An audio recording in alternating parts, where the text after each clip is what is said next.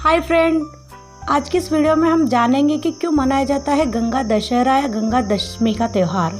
क्या हुआ था इस दिन और क्या इससे जुड़ी कथा। तो आइए दोस्तों शुरू करते हैं। फ्रेंड्स, सोमवार 1 जून को गंगा दशहरा है और ज्येष्ठ मास के शुक्ल पक्ष की दशमी तिथि है। इस तिथि पर गंगा दशहरा मनाया जाता है। मान्यता है कि प्राचीन समय में इसी तिथि पर जो गंगा है वो पृथ्वी पर अवतरित हुई थी। गंगा नदी के संबंध में महाभारत में कथा बताई गई है। तो क्या है ये कथा, आइए हम आपको इस कहानी के माध्यम से बताते हैं। इस कथा के अनुसार गंगा का विवाह राजा शांतनु से हुआ था।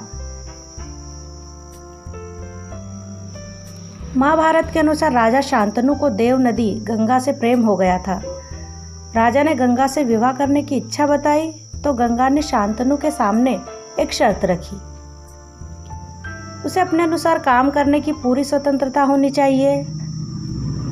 जिस दिन शांतनु उन्हें किसी बात के लिए रोकेंगे वह उन्हें छोड़कर चली जाएगी। यह शर्त गंगा माता ने राजा शांतनु से रखी। शांतनु ने गंगा की यह शर्त मान ली और विवाह कर लिया। विवाह के बाद गंगा जब भी किसी संतान को जन्म देती उसे तुरंत नदी में बहा देती थी। शांतनु अपने वचन की वजह से गंगा को ये काम करने से रोक नहीं पाते थे, क्योंकि वो वचन में बंधे हुए थे।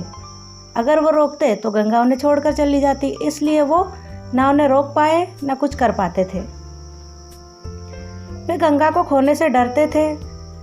जब 8वीं संतान को भी गंगा नदी में बहाने आई तो शांतनु से रहा नहीं गया और उन्होंने गंगा को रोककर पूछा कि वो अपनी संतानों को इस तरह नदी में क्यों बहा देती है। उनके मन में जिज्ञासा जागी कि ऐसा क्या कारण है कि वो अपनी खुद की संतान को नदी में बहा देती है बिना किसी कारण के। तब गंगा ने कहा कि राजन, आज आपने अपनी संतान के लिए मेरी शर्त को तोड़ दिया है। अब ये संतान ही आपके पास रहेगी। शांतनु ने अपनी संतान को बचा लिया, लेकिन उसे अच्छी शिक्षा के लिए कुछ सालों के लिए गंगा के साथ ही छोड़ दिया था। उस लड़के का नाम रखा गया था देवव्रत। कुछ वर्षों के बाद गंगा उससे लौटाने आई, तब वह एक महान योद्धा और धर्मज्ञ बन चुका था। पुत्र के लिए शांतनु ने गंगा जैसी देवी का त्याग स्वीकार किया। उसी पुत्र को शिक्षा के लिए कई साल अपने से दूर भी रखा। इसी देवव्रत ने शांतनु का विवाह सत्यवती से करवाने के लिए आजीवन अविवाहित रहने की भीषण प्रतिज्ञा की थी, जिसके बाद इनका नाम भीष्म पड़ा।